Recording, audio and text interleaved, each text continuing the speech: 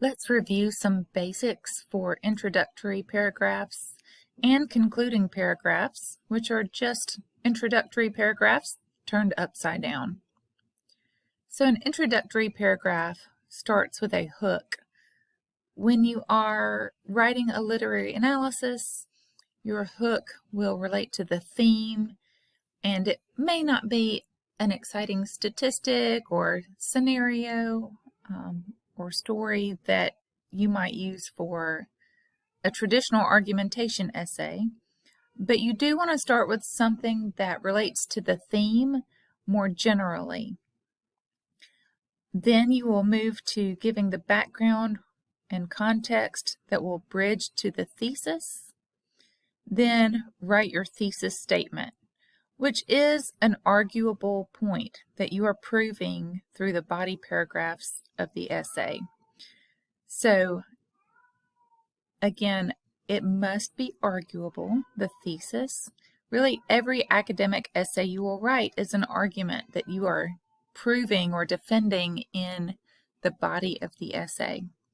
So there should be no surprise ending kind of element. The thesis should really reveal to us, the reader, what your point is, and you're just going to prove that point throughout the essay.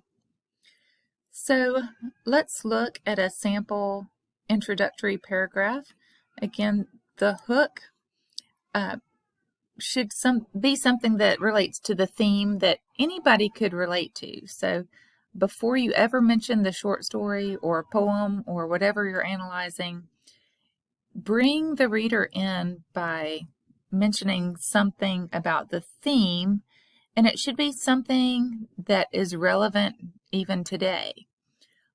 We study works of literature because they tell us something important that we should notice about humanity.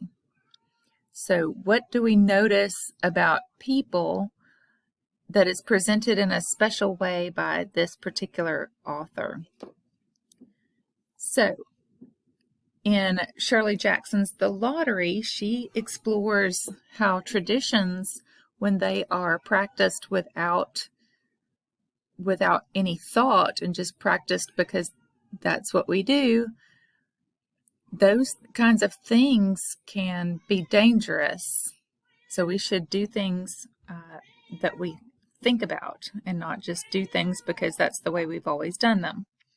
So starting the essay for this particular analysis, we can start with an idea about traditions, and that's what is done here. You can certainly pause and read that.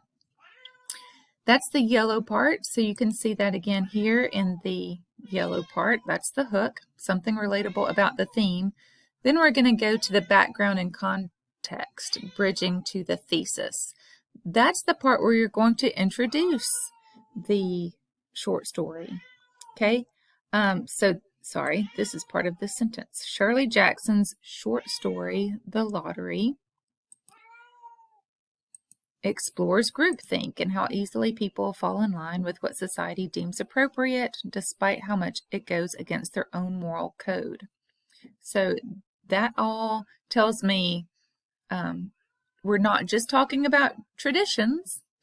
We are talking about a short story that tells us something about traditions and makes us think more carefully about that. And then you have the thesis. That's the blue part here. And so the argument for this essay is throughout her short story, Jackson draws parallels to the Holocaust to unveil the ways in which societal structure promotes conformity and dissuades people from questioning the actions of others for fear of being seen as disrespectful and disturbing the security of what has always been.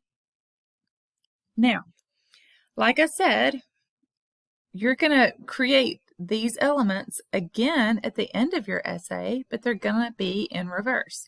So the blue part here is the thesis, and you're going to start with the thesis, which I have just made a blue color here because for some reason my highlighter won't let me be blue. It keeps going to another color no matter what I do. So anyway, we have just blue here in ink because that's not letting me do the thing. But we have the thesis stated in a new way. Jackson points out how easily tradition can take over a society and how the safety of tradition and fear of rebellion leads to a dangerous compliance, which is exactly what happened during the Holocaust. Okay? So again, those main elements of the argument are there. They're just stated in a new way to begin the thesis. To begin the conclusion. So where the introduction ends with the conclusion, the introduction ends with the thesis, the conclusion starts with the thesis stated in a new way. Now, the second part of the introduction was context to bridge to the thesis, but we've had our thesis. What are we bridging to? We are bridging to a general idea. So back to that hook. Remember, the hook was the general theme. What are we saying about what's relevant today, about what we can see in people and around the world? That's what we're bridging to after we start with the thesis and the conclusion. So we don't want to introduce any new information to make that bridge. What we want to do is review the main points that we've made in the body of the essay. So you can go through and pause and read this if you would like to see how we're using the next sentences to bridge into the theme that was being explored, that stuff that we used for the hook. And so finally, we want to leave our reader feeling like whatever we have explored with this short story gives them something to consider about analyzing future works of literature, or what I like to do is leave my reader with a way of using what they might understand from reading the short story to helping them understand people or situations they may experience in a new way. So using the last sentence or two or three, connect back to that main idea or that hook that you started with that had that theme. So the theme here was groupthink and traditions and how those can be dangerous if we don't really think about those. So you can pause and read here again how that is approached in this conclusion. Then you can also go back and look at how that's done in the introduction. So look at the elements and see how they are similar. So here in the introduction, we have that, without mentioning the short story, just a theme, like here's a thing that I see in people, in relationships, in the way the world works somehow. Then that is also how I end the essay. So think of essays as a frame. So whatever you start with, it's good to end with that same idea and that same feeling.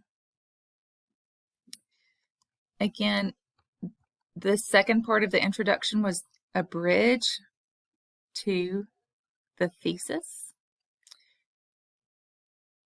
And in the conclusion, you're bridging between the thesis at the beginning and that, leaving you with something important to consider, some theme important to consider at the end.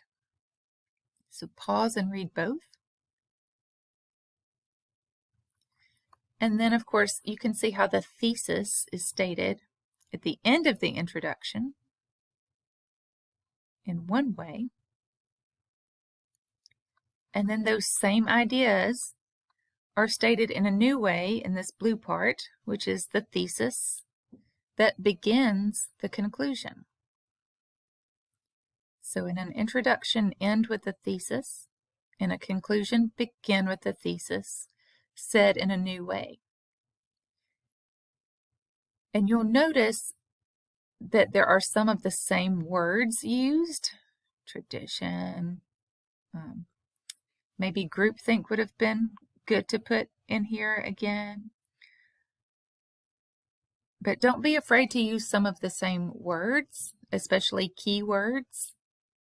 in the 2 versions of your thesis, but make sure you're not writing the exact same sentence 2 times.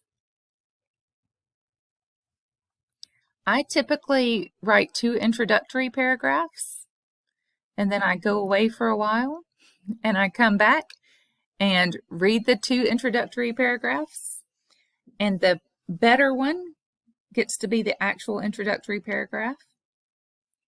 And I don't look at the first one I've written while I'm writing the second one, because I really want to make sure that, especially for the thesis, that I'm writing it in a new way.